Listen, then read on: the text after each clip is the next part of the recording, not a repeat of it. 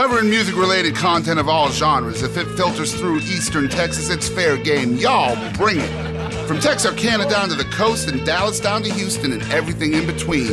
We are ETX ROCKS!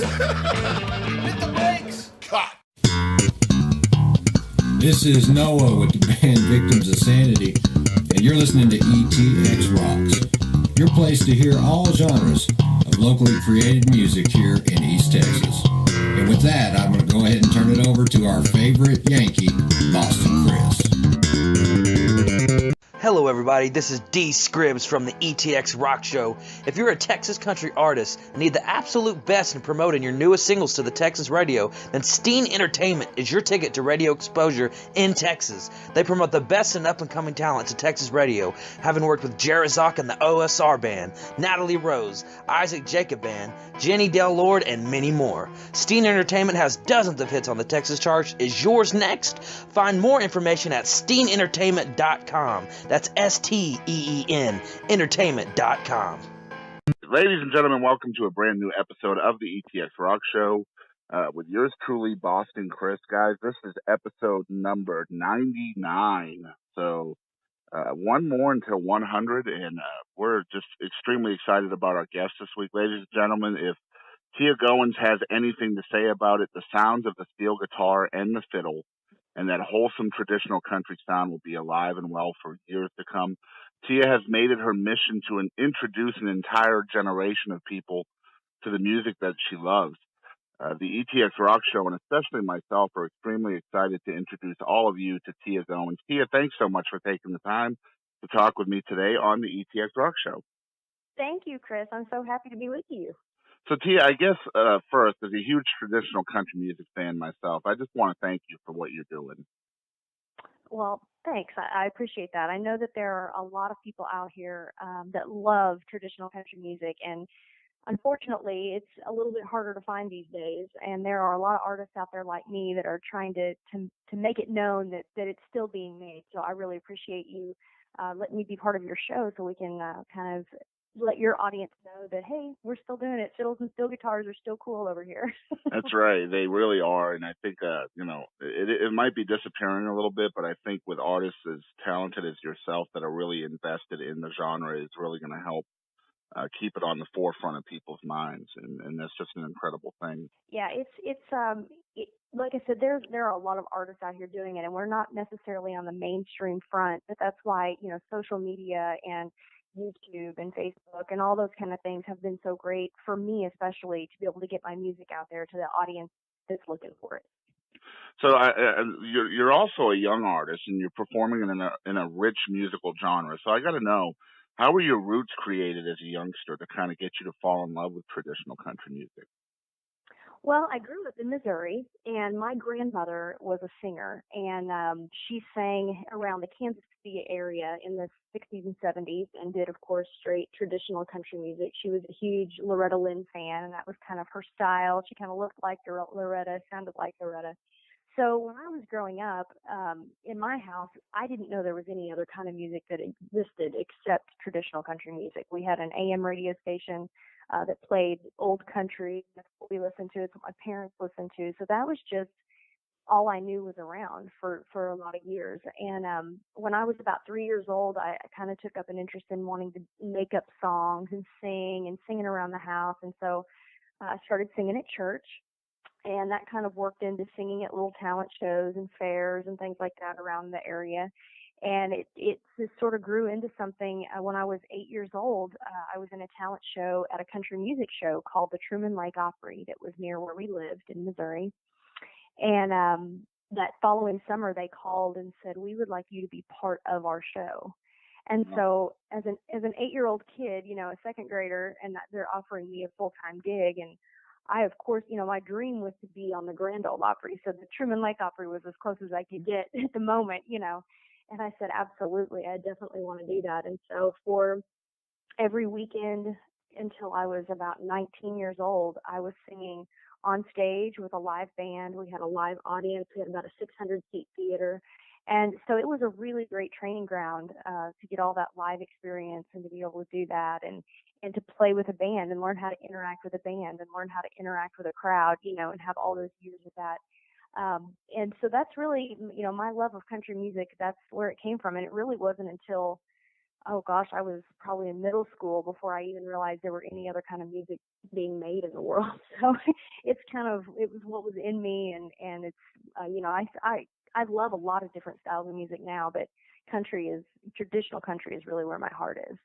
And do you feel like exposure to those audiences at Truman Lake at such a young age has kind of prepared you to become a better artist as an adult? I think so, absolutely. Being around, I was around a lot of adults when I was a kid, whether it be our band or whether it be the audience that was there to hear us perform. And I think that helps you, you grow up a little bit more because you're interacting with adults all the time. And so you kind of become a grown up in a way, and which was a good thing for me, I think. And it has helped as I've gotten older. I've been able to interact with people better and just have that sense of that comfort level, because a lot of times when we do shows, we'll work with pickup bands in different towns, people I've never met before, but you walk in and you kind of know the lingo and this, and so it definitely helped me a lot to have that experience. And I think also maybe, at such a young age and now that you're an adult and really kind of, putting yourself out there even more, it helps to know step by step what an audience is digging at a certain time, don't you think? Oh yeah, for sure. I mean, I think reading an audience is so very important. I mean, you can make a set list all day long, but a set list is fluid. You know what I mean? You've got to get a read on what they're into and what where they're going, what they're liking, what they're not liking, whatever the case may be. And I, audiences, I love to interact with an audience. I feel like when we do live shows, I talk a lot because I want people to know me. I want them to get a sense of that they really know who I am, not only through the music that I'm doing, but just to get to know me as a person. And when we do shows and we do meet and greets afterwards, I will stay literally as long as it takes because I want to talk to everybody. And I love that, people are the reason I do what I do. I love the relationships and the friendships that you make through music. I just think it's such it's a bonding, you can bond so easily through music, and it's just great to meet people and to kind of know that they're on your side and that they get the music like you get the music. It's a really cool relationship. And I think that's really far more important in this day and age too, to make those personal connections with the advent of social media and really getting people to try to click on your social media follows and likes and things like that. To have that personal connection to people, people are more likely to do that on social media. And whether it's good or bad for the industry, social media is kind of the kingpin of what all artists do nowadays. So maybe it wasn't so much like that back in the the 70s or 80s, where artists could really just get on their bus afterwards and nobody would really even know. Right. Yeah, absolutely. Yeah. The thing with, social media, I am a social media junkie. I am. I'm on it all the time. And I'm the one that keeps up all my Twitter page, my Facebook page, and all that stuff. And I have made so many great, literal, real life friends. I mean, I have a lot of followers on my page, but I feel like I know everybody. Like when somebody comments, I always try to respond back when they send a comment or if they like something or whatever. I really try to be interactive because, that's what it's all about. Relationships are why we do anything that we do, whether it's music or whether you work at the bank or you do whatever. You know what I mean? It's all about the relationship. And I just think it's really important to kind of harvest that and to make it real. Yeah, and I completely agree. I mean, just to let folks know out there that might be listening, if it wasn't for social media, this interview wouldn't be taking place because, I saw your live video about your January 1st discounts and stuff like that, and I just had to comment because you'd been put on our radar earlier this year by Gene Watson, and I've really been following your stuff ever since then, and just a huge fan of yours. But a lot of times when we try to reach out through social media to an artist that we have interest in interviewing, a lot of times they don't respond.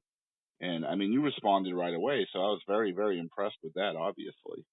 Well, thank you. And that's like I said, I've got my phone with me all the time. So anytime I get an alert or I get something, that somebody's tweeted me or Facebook messaged or whatever, I really do try to respond pretty much as quickly as I can get to it. You know what I mean? And Right. I love that. And I think that that's such a thing now, and especially like as an independent artist, it is. It's an opportunity for you to reach out directly to me or me to reach out to you. And you know, it's just made, as far as I'm concerned, it's made my career a whole lot better because I feel like I really know people and the fans, the music. It's really cool to be doing a show somewhere and you look out in the audience and you're like, oh, hey, that's Joe from Facebook. Right. Like I recognize faces, you know what I mean? And I'm like, it's bizarre, and it's so great though when they come through the line and you're like, hey, what's up? And like you know them because I do know them. It's so Right. cool, and it's been a great tool for me for sure. And I think that's just incredible that you have that mindset, knowing that, hey, if I respond to all of these, okay, it's like on your birthday on Facebook or whatever, and you get hundreds of Right. birthday messages or whatever. I make it a point to actually respond to each and every one. I don't care if I get one or 5,000. Yeah. I figure if somebody's going to take the time out of their day to say happy birthday to me, I owe them the same time to say thank you. So, Absolutely. I it- totally agree. And a lot of times, especially if I've got, some big thing that happens on Facebook and a ton of people comment, I get way more comments than just on a normal thing that I might post. right. Those are the ones that I really do. I mean, I'm trying to think of what it was. Oh, I did, it was one of the Country's Family Reunion episodes. No, I take it back. It was Larry's Country Diner. I was on Larry's Country Diner on RFD TV. And this was probably, gosh, about a year ago, I guess. And when it aired, towards the end of the show, I mentioned that I was on Facebook. And I said, I love to hear from people. Well, no more than had the words come out of my mouth on television. My phone just was like constant vibrate. And I was Yeah. like, oh my gosh. And I took almost 3 days and responded to every single comment that I got. And I try, I want to respond to people by name too. I don't want to just give them a generic thank you or whatever. Like Exactly. I try to mention people by name, or if they say something specific, I want to answer their question or say whatever. And we also do live chats once a month on my Facebook page. We do a Facebook Live, and a lot of times we're just at my house.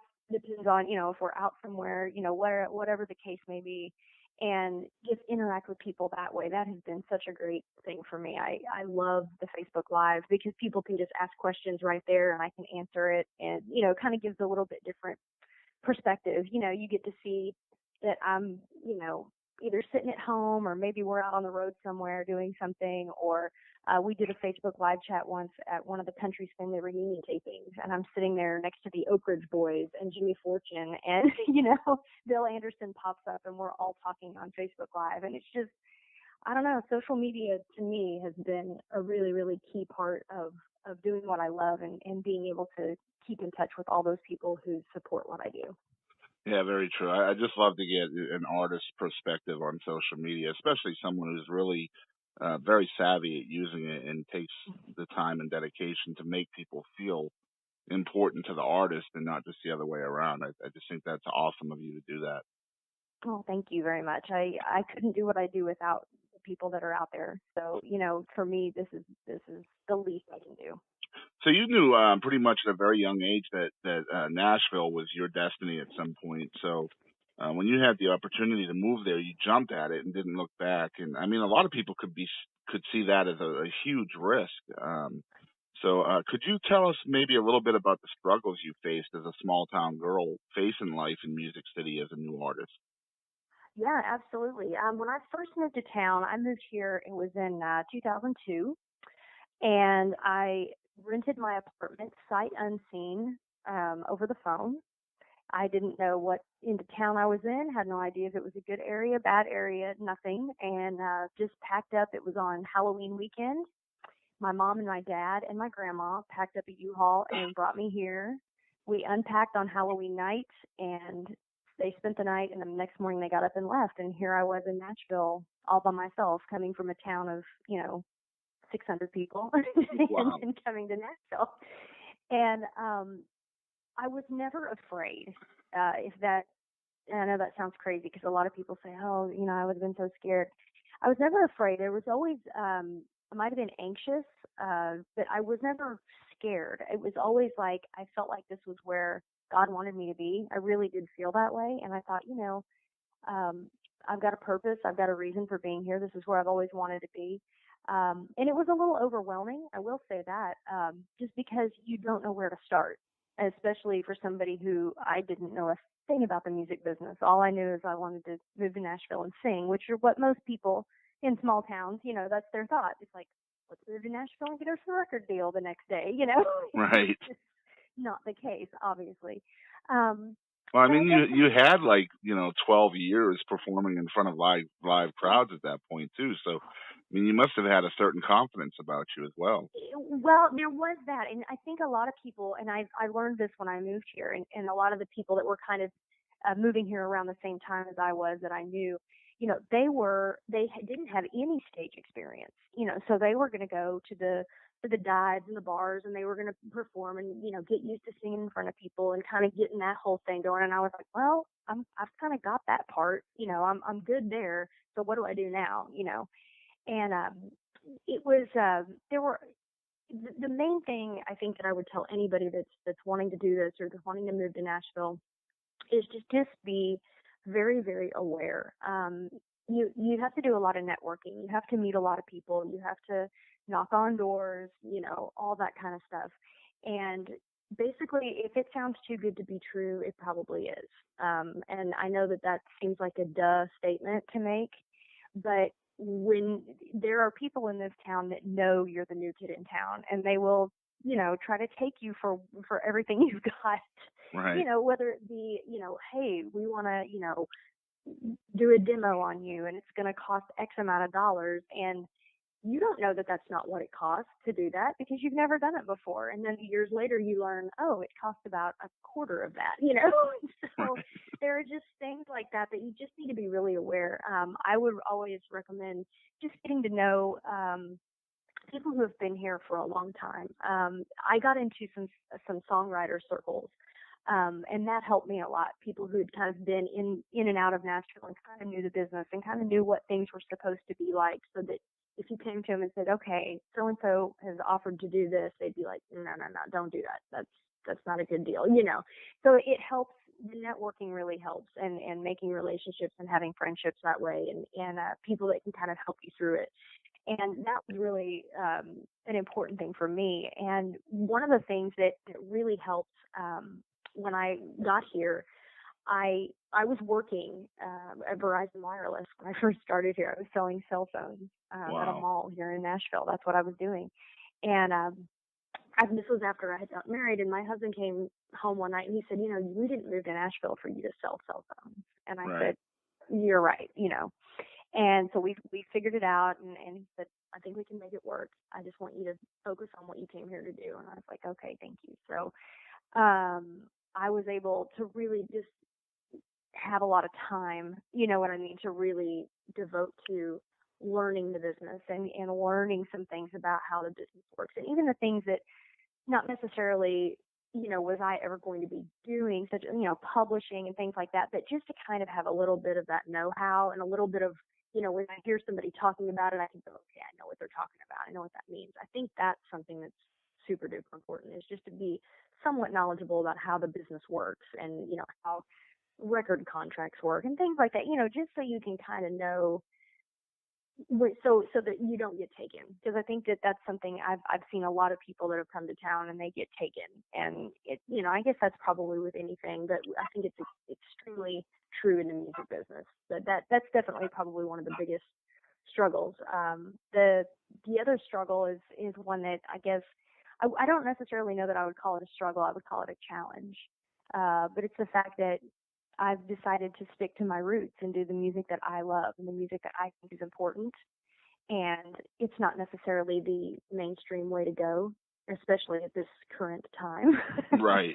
But especially in Nashville. Yeah, and so sticking to your guns, I think, is extremely important. Do the music that you love, and the music you love may be, what is on the radio right now. I don't know. But if you're not doing something that you can get up every morning and be proud of doing and be excited to go do, don't do that.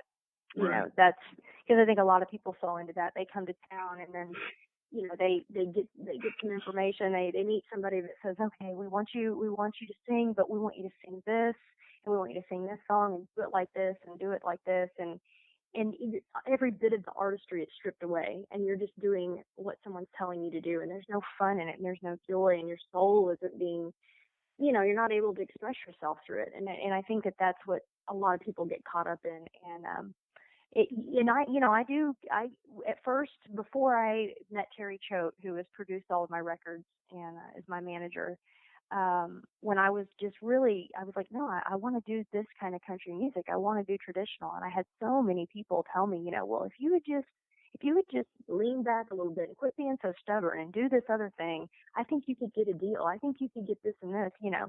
And I was like, yeah, but I don't want to do that, you know. So I think that that's, I like I said, I wouldn't call it a struggle. It's a challenge because, you know, there were people telling me, if you did it this way, you could Right. have blah, blah, blah. Well, it's that peer I was like, pressure. It's like that battle between peer pressure and staying true to yourself, you know? absolutely. And, you know, that holds true throughout your whole life. You're going to deal with things like that. You know, it's not just in high school. They want to act like when you get out of high school, that all stops. It doesn't.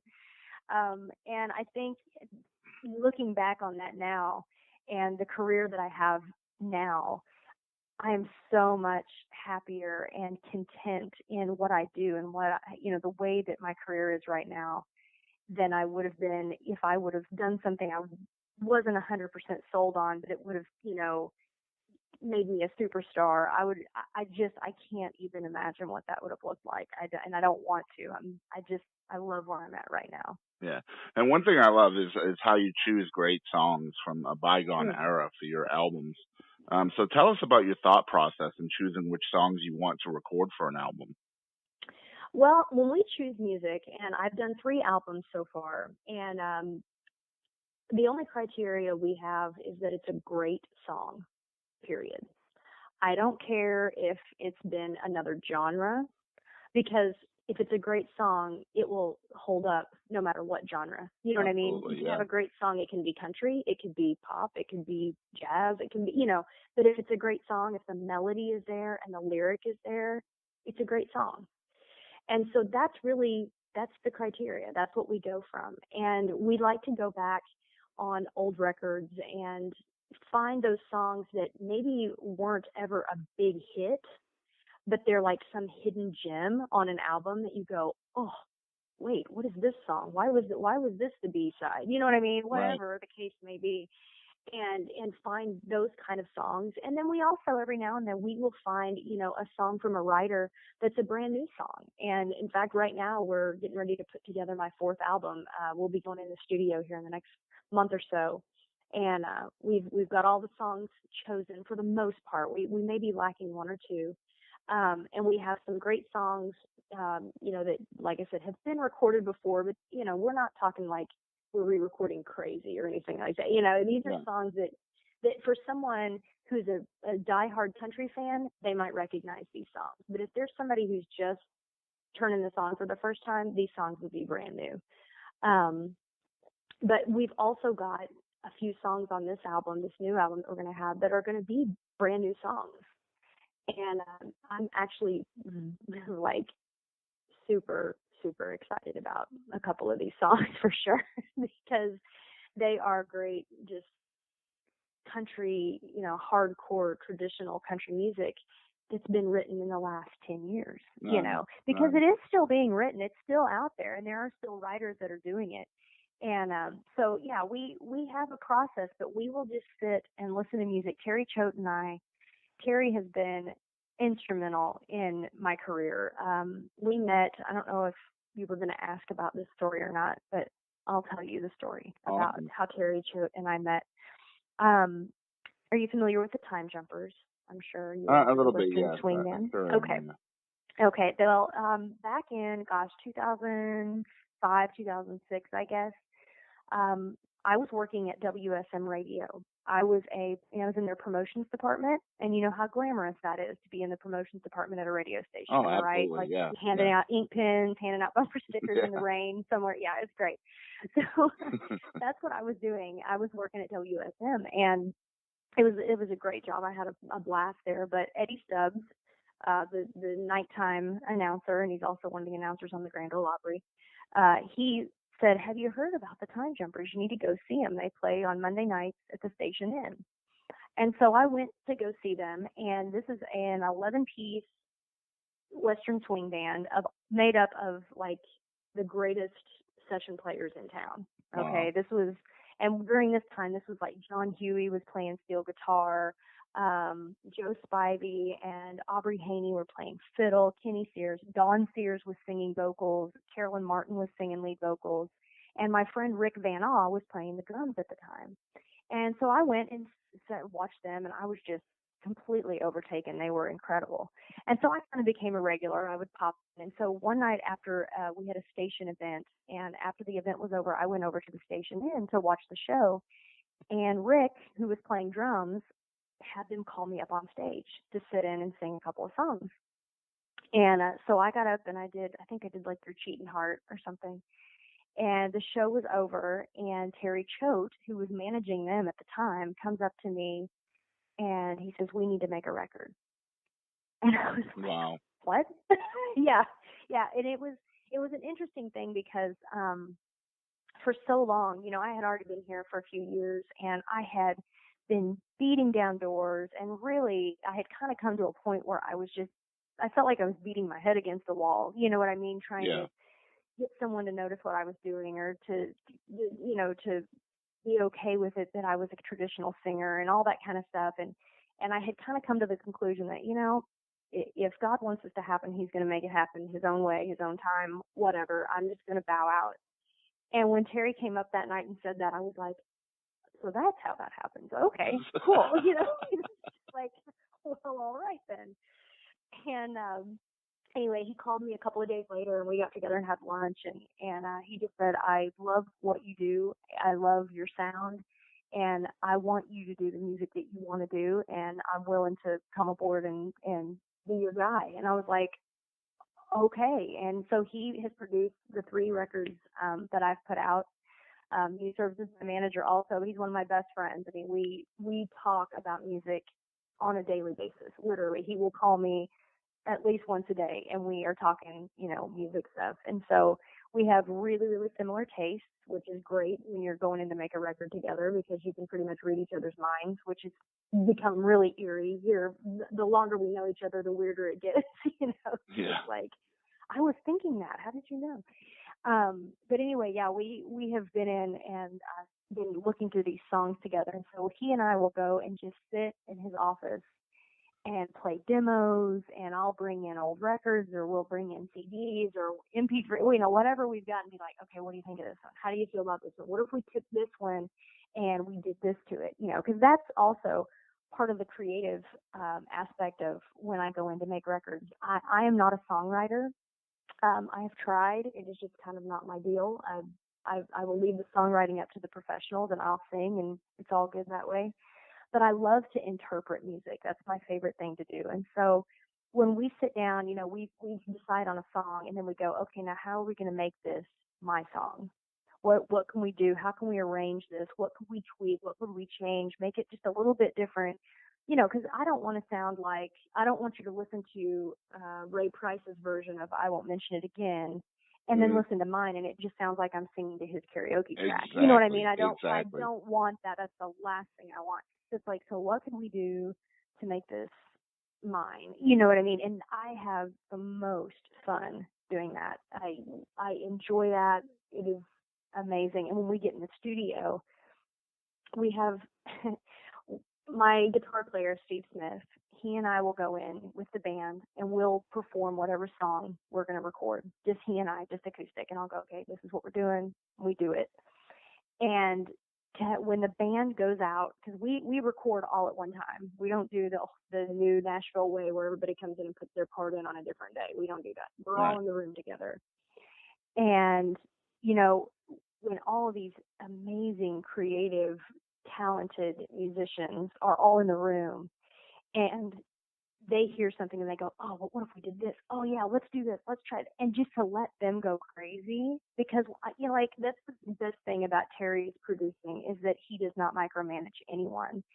I mean, these guys are who they are because of the talent they possess. You know what I mean? So it's like, let them fly, let them do whatever, whatever their crazy idea is, let it go, let's do it. And, for all of us to just sit down and start throwing out, oh, what if we did this and turned it here and did this and whatever. And it's amazing. It's literally like the birth of a baby. You know what I mean? You get to watch that song be born in the studio. And it's an incredible experience. And I am like so jazzed to be going in the next month or two to start that process again, because it's the most fun I can possibly have. And you definitely, you mentioned your sound, and I want to, if folks out there who might be listening have not actually gone and listened to Teea's music yet, one thing I really love about your sound is, first of all, your phrasing in the lyric portion of the song is just on point. But a lot of times when someone is so good at phrasing, they can lose the emotion aspect of the song. And that is one thing that really impresses me about your style and your sound, is your phrasing is so good, but yet the emotion is still very, very invested on the song. Is that something that you strategize for, or does it just happen naturally? Well, to a certain extent, thank you for that, by the way. It does happen naturally, but before we go in to record any music, I live with these songs for a long time before we go to the studio. Steve Smith and I will go in and just work on this stuff, just acoustic, and kind of figure things out. And he will usually make me a track, just an acoustic track. And for, I'd say, probably the last 2 to 3 months, I have had a CD in my car of all my tracks for me to just to live with those. I mean, that's the best way I can put it, is to just to hear it and to sing them differently, and to. I always my main thing when I sing is I've got to put myself in the song. Right. It's about interpretation, and a lot of times if I can find the songwriter's demo of the song, but with the songwriter actually singing the song, right, that gives me more of an insight as to, okay, that's what that song's about. You know what I mean? Like, you hear it differently when you hear it straight from the songwriter. So that's something that I try to do a lot of times. In fact, there was a song called What's Forever For that is on the Memories to Burn album, which a lot of people are familiar with that song. Yeah, Michael Martin Murphey, yeah. Right? Yeah, okay. So I had always known that song, and when Terry brought it up, as far as maybe we should think about recording this, I was like, well, yeah, that's a pretty good song. I don't know, I'll think about it. And he goes, hold on a second. He goes, can I play you something? I was like, sure. So he pulls out, he had Rafe Van Hoy, who wrote that song. Terry was the engineer at Tree Studios when Rafe wrote that song, and came in one night at 10 o'clock and said, dude, I gotta get this song down. So Terry had the original demo of Rafe singing that song, and he played it for me. And after like the first verse, I was almost in tears, and I was like, I've never heard that song like that before. Is it really that different? It's so, it was just so different, just because of, I think it was just the feeling there, you know. Yeah, I think not that Michael Martin Murphy's version is bad. It's just it wasn't that raw, real thing. Yeah, it wasn't his song. Yeah, you know. And so when I heard it, I was like, we have to cut that song. Like, there's no doubt we have to cut that. But I want it to be like it was intended to be. You know, like, I want to do it really similar to the way Rafe puts it down on that thing. And so that's what we did. And I'm really, really a stickler for, I want the music that I sing to be, I like to interpret it in a conversational way. Right. I want people to hear what I'm saying as though I'm speaking it to them, as if it's coming right out. Like, this is the way I'm talking to you right now. You know what I mean? But I'm just doing it with a melody behind it. Yeah. And so it is something that I work at. And I have to put myself in that place. And even if it's maybe something that I haven't experienced personally, I typically will know someone who has, or, you know, can put myself in a spot where I can go, okay, now what were they thinking when they were going through this? What was going through their mind? What would, you know? Yeah. And that's kind of what I try to do. And I think that's important, because that's what makes the music real. Absolutely. So, I mean, you know, many country music legends have sung your praises over the years for keeping the torch lit for country music. We first heard about you because we were blessed enough to have interviewed Gene Watson earlier in 2016, and I asked Gene who some of his favorite new traditional country artists are that are, trying to keep the genre alive, and he mentioned three names, and one of them was Teea Goans. Wow. I mean, I'm sorry, that just is like, do you know how cool that is? Yeah, I think, anytime, so I can't imagine. What? Yeah, I can't. No, I can't either, honestly. I'm just sitting here going, really? Yeah. Well, I mean, other legends are also, huge fans of yours, people like Bill Anderson and Vince Gill and, little Jimmy Dickens. But I mean, I would imagine hearing things like this is probably really humbling. And over the years, you've had the opportunity to perform songs with your heroes in attendance. So what I'd love to know is what goes through your mind as you're singing a Bill Anderson song to Bill Anderson? Well, let me tell you. The first time that ever happened was back in 2010. Bill and I had kind of known each other off and on. When I worked at WSM, I knew him when I was helping out at the operating for the radio station. So I kind of knew him. He kind of knew me. And he didn't know I was a singer at the time, because when I worked there, I didn't want to tell anybody that I sang. And I know that sounds crazy, but it was like, I don't want anybody to think that I'm trying to get this job to get another job. You know what I mean? That wasn't the deal. So I hadn't told anybody that. And in 2010, when I had met Terry, we were working on my first record, and we had recorded a song that Bill wrote called Walk Out Backwards. Right. And they were getting ready to do a 50th anniversary tribute to Bill Anderson. He'd been in the music industry and been an Opry member for 50 years. And Bill asked me to sing at that event and to sing that song. And I was still pretty much a new kid on the block, as far as I didn't know the room like I know those people now. You know what I mean? I know a lot of them much better now, but that day it was all new. And I'm standing in the room. Gene Watson was there. Charlie Pride was there. I'm trying to think who everybody. Of course, Bill was there. Vince Gill was there. Jeannie Seeley, Gene Shepard. I think I saw Jim Ed Brown was there too. Jim Ed Brown was there. Yeah. Just like the room full of every hero you've ever had, you know, when I was growing up, is in the room. And humbling, yes. Completely surreal, and just it was intimidating. Don't get me wrong, that's an intimidating room to walk out in front of. Right. Nobody knows your name. No one has a clue who you are. And you had to walk from the back all the way to the front too. Right? I can't imagine. Yeah, and not to mention that this is all captured on camera. Right. So, I mean, as you're doing that, are you saying, please don't trip, please don't trip, please don't trip? Yes, because honestly, if somebody's going to trip, it's going to be me, I promise. I'm the biggest klutz ever.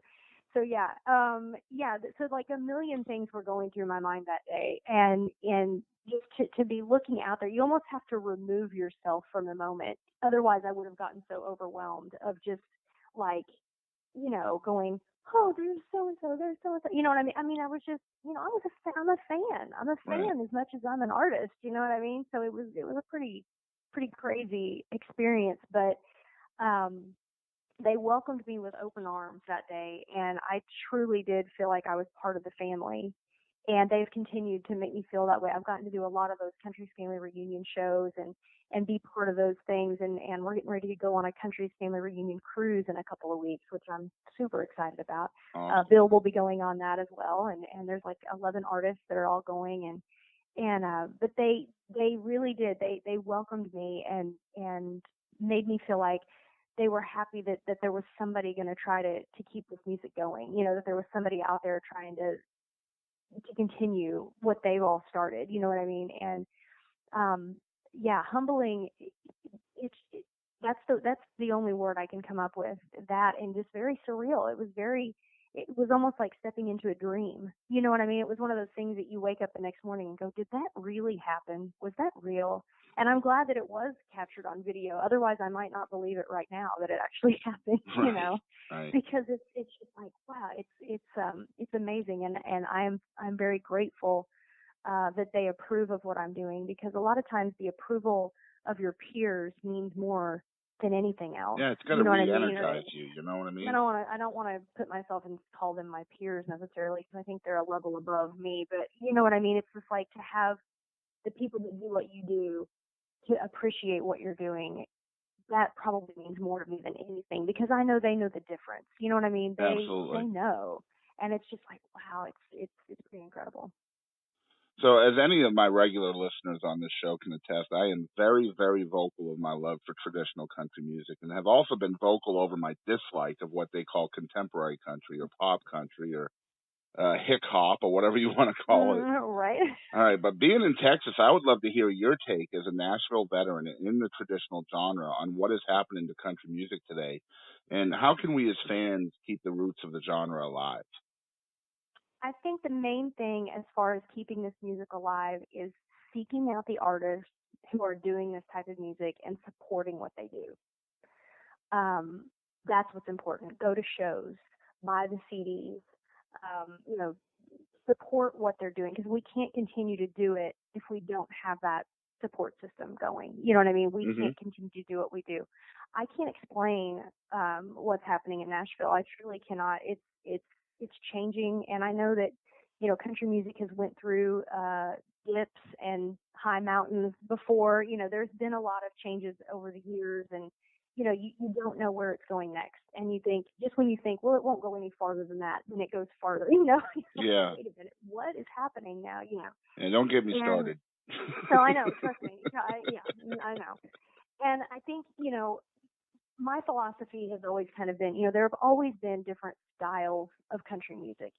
There's been bluegrass, and there's been countrypolitan, and there's been, your real hardcore honky tonk, and there's been, a lot of different types of country music. Absolutely. And what's happening now is a type. I can't exactly pinpoint the type. No, I think they need to just pull the word country out of what they're doing today. Honestly. Right. Yeah. And I do sort of agree with that. Whatever it is, it's its own thing. And I know that there are people out there that love that music, and that's okay. And I think there's a place for everything, but you can't. It's hard for a house to stand when you take the foundation out. Absolutely. You know what I mean? And I think that the foundation has been so beat up and hidden and not nurtured the way it should be for a long time, that one of these days, country music as just the genre of itself just might not exist anymore. Do you know what I mean? It just seems like it could just go away, and all of a sudden we would just have this music, and we can't really tell you what it is. It's just music, And I think, like I said, that the most important thing that people can do that really want to keep this music alive is keep the music alive. Go to the shows, buy the albums, support the artists that are out there, trying to continue to do it. That's what I tell people a lot of times. I get a lot of things on social media. When are you making another CD? When are you doing that? And I'm like, well, buy the other ones, and we'll make another one. Like, it's it's the thing. It's not like snowball we're thing here. Yeah, it is. You've got to do one to be able to do the other. So in order to make more music, if you buy the music that we have and come to the shows and support what we're doing, that's really the best way that you can be part of it. And you have a stake in it at that point. When you've given your money to go to a show, you've invested in traditional country continuing on, and I think that's, you've got to, people need to know that you have a part in this, that it's up to you to keep it going, and as long as you continue to support it, I'm going to keep doing it. And that's awesome. I asked Gene Watson that same question, and just about word for word, you answered it exactly like he did. Really? Yeah. Wow. So that's pretty incredible. Of course, Gene is in his 70s, and he's still doing 200 shows a year. So right. People must still dig the music. Yeah. Oh, absolutely. He's going to be on our cruise too in a couple of weeks. So we're going to be inundated with fantastic music in the middle of the Caribbean, and I cannot wait. That just sounds like a fun time. It is a very fun time. You should definitely check into it next time we go. You would have a ball. I will definitely do that. So, Teea, are you ready for What the Heck? I am so ready for What the Heck. All right, so to let people know out there, in case you didn't know, What the Heck is basically a funny, silly kind of segment where we ask the artist questions that mean absolutely nothing, just to have a little bit of fun. and kind of break up the seriousness of the episode. So my first question is, Teea, if you could have witnessed anything in history, what would you want to have seen? Oh my gosh. I would have wanted to have been near the 6th floor of the Texas School Book Depository. What a That's all great I'm saying. answer. Great answer. Thank you. Thank you very much. All right, so why do you think McDonald's doesn't serve hot dogs? Well, because McDonald's, being a child that was raised on McDonald's, my mom still has my first Happy Meal box. Wow. So that shows you the important role McDonald's has played. But hot dogs have played an important role in my life as well, because from the time I was in kindergarten till I was in 6th grade, I took a hot dog to school for my lunch every single day. So I just don't think that McDonald's could serve hot dogs because they couldn't get the grill right. You have to have like a barbecue grill situation with a hot dog, and I don't think they could do that at McDonald's. I agree. All right, so if God sneezed, what would you say to him? I would say, bless yourself. Absolutely. That's absolutely what I would say. That's awesome. Great question. All right, so why do you think drive-up ATMs have Braille on them? Well, that is a great question, and I think that it's for those. I have no idea. That is a great question. That's a good one. I don't know. It scares me a little bit. Well, I don't know. I guess because okay. It's for the person that's driving, the blind person, but the blind person has to reach over to the window to do their thing because they don't want to tell the guy driving what their account number is. Well, that could be. See? Would that happen like maybe 0.12% of the time, maybe? I'm just saying, it happened once and some guy sued, okay? And so they're like, okay, we got to put Braille on the ATM. You know what I'm saying? I've actually heard the true story of why they have them on there. Apparently, they made a mold. The original mold for the ATM machines had the Braille on them, and by the time they realized that there was Braille on them, it would have been too expensive to make a new mold. So they just continued to use the old mold. So they just keep doing it. Yeah. Nice. Okay, so last one. On average, how many times a week do you hurt yourself trying to dance in the shower? Oh, wow. I would guess probably maybe once a week that I actually like have to catch myself. Most times my dance moves are pretty spot on there. There's more singing that happens, and it's really the dancing it's tricky, but luckily you have towels that you can grab onto on the hooks, you kind of catch yourself. But yeah, I would say maybe once that I actually feel like I'm like going down for real. Yeah. So some weeks it's more, some weeks it's less, but on average it's one time a week. Give or take, I would say one time a week. Yeah, average out. All right, awesome. So Teea, where can people find if people wanted to purchase your music, where would you send them?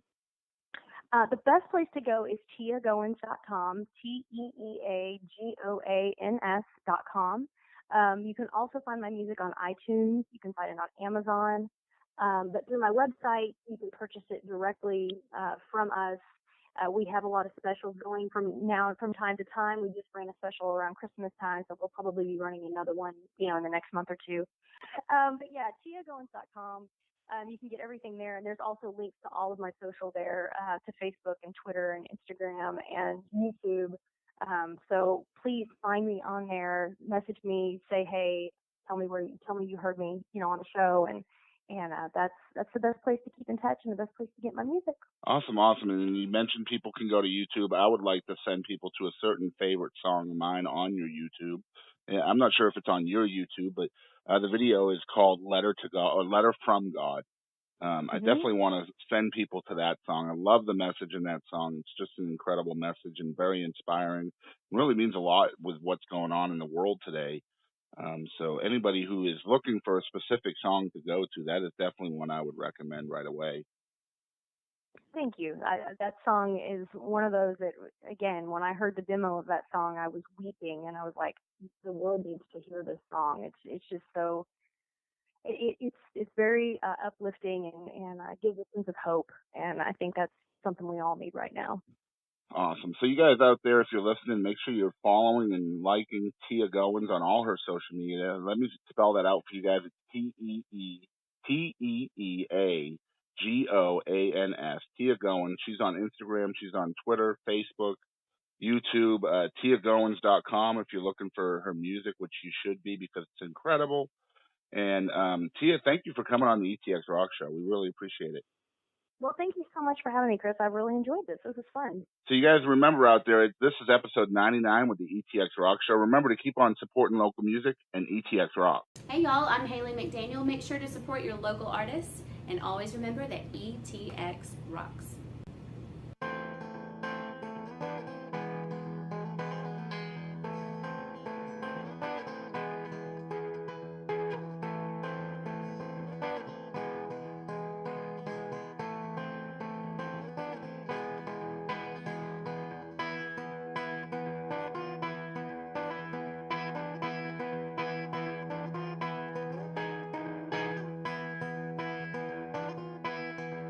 Covering music-related content of all genres. If it filters through Eastern Texas, it's fair game. Y'all bring it. From Texarkana down to the coast and Dallas down to Houston and everything in between.